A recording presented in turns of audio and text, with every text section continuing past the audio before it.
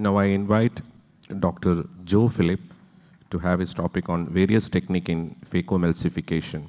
Choose wisely. He is a phacosurgeon in Ottapalam Eye Care Hospital. Good morning to all. For a beginner, the steps of learning would be to start first with the divide and conquer, then move to stop and chop, and later on to the phaco chop. So the choice of technique will depend on the level of training as well as the morphology of the cataract. Divide and conquer is the safest and easiest method and suits a beginner. Perform at least 100 cases before moving to the chop techniques. And almost all grades of cataract except the very soft ones can be handled by the divide and conquer technique, including grade 3 nuclear sclerosis, mature cortical cataracts. On the downside, the surgical time gets prolonged and more phaco power and fluid might be required. Moving to the technique, the principle is to sculpt two perpendicular trenches, one slightly wider than the other of adequate depth. This debulks the nucleus. Aim for at least 5.5 millimeter rexus, not a small one. After the trench is created, all the quadrants are separated and ensure that the quadrants are completely separated. Once the quadrants are separated completely, you can purchase the nucleus by using sufficient power and adequate vacuum, bring it to the center and emulsify the pieces. And this technique is very useful and many surgeons prefer to do this technique routinely. And it's also helpful when a phaco chop procedure is not proceeding well. You can always convert to the divide and conquer and continue the surgery smoothly.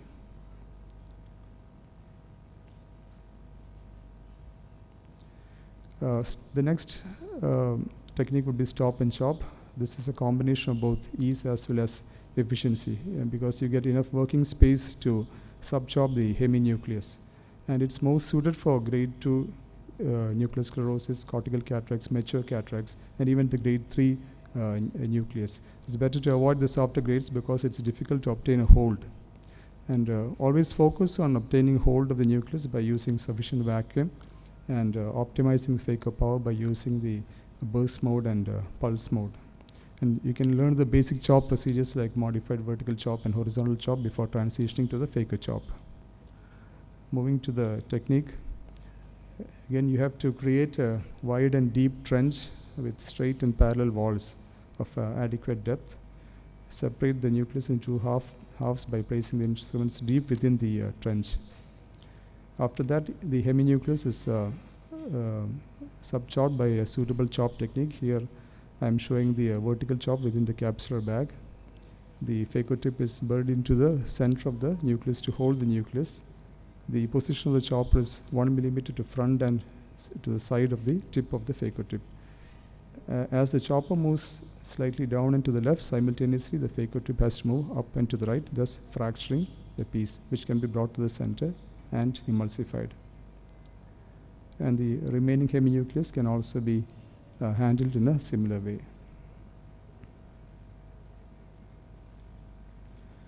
Now moving on to the phaco chop procedures, as Dr. Baston has said, it has two components, the horizontal chop and vertical chop. The main difference is that there is no sculpting. The tip is directly buried into the nucleus in the quadrant mode. Hence, the nucleus is disassembled faster and reduces the surgical time and the amount of power used as well as the fluid used. So taking vertical chop first, choose at least a grade 2, grade 3 nuclear sclerosis or a dense cortical cataract. Avoid the softer cataracts because you can't hold the nucleus. Hydrodelineation is not a must, and this technique can be performed even if the pupil is moderately sized. An ideal tip would be a 15 degree or 30 degree straight tip, but it's not always necessary. And the vacuum settings are usually 350 plus, depending on the grade of nucleus. The chopper we choose is sharp tipped chopper, at least 1 millimeter in length, and with a cutting inside edge. The position of the chopper is in the front of the phaco tip within the limits of the capsular axis. So the phaco tip is buried sub-incisionally, not to the center, directly into the nucleus in quadrant mode. The chopper is placed in front of the tip and pulled towards the phaco tip. And as instruments come close, just move them apart and this will give a good crack.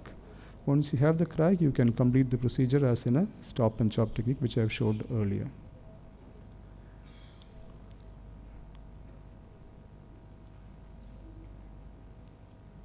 There is another video showing a denser cataract, grade 3 nucleus sclerosis. Again, bury the tip subincisionally into the nucleus. The chopper goes down into the nucleus and is pulled towards the tip.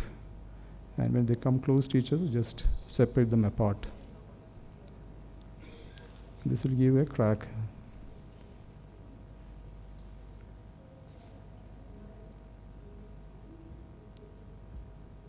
Now moving on to horizontal chop. This is suitable for softer grades of cataract like grade 1, grade 2 nucleus sclerosis and the cortical cataracts. Avoid the grade 3 nucleus sclerosis cases and the mature cataracts. Here, hydrodelineation is a must. You have to identify the nucleus, and the pupil should be well dilated. You should see the edge of the nucleus. It is safer compared to the vertical chop because the epinucleus protects the posterior capsule and there is less stress on zonule. So it is preferable in cases where there is zonular compromise. A blunt tip chopper is preferred. The position of the chopper is important. It has to pass between the epinucleus and the endonucleus.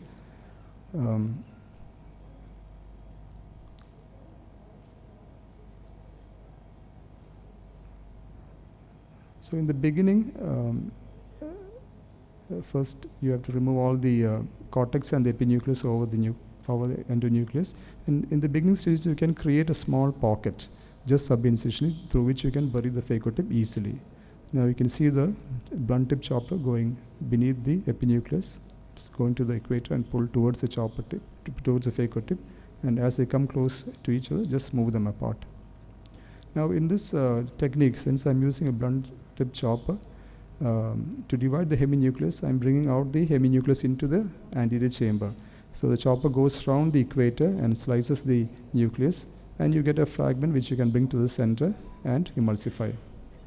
Again, the remaining heminucleus is brought out of the capsular bag, and the chopper goes around the nucleus. You can chop the piece and bring it to the center and emulsify. So to conclude, beginners should try to focus on efficiency, control, and quality. Knowledge of the right techniques will make the surgery more efficient and help to have better control. Focus on quality in terms of clear corneas postoperatively and avoiding unnecessary posterior capsule tears. Avoid focusing on speed and number of surgeries. And choose any technique with which you are comfortable and stick to it throughout. Thank you.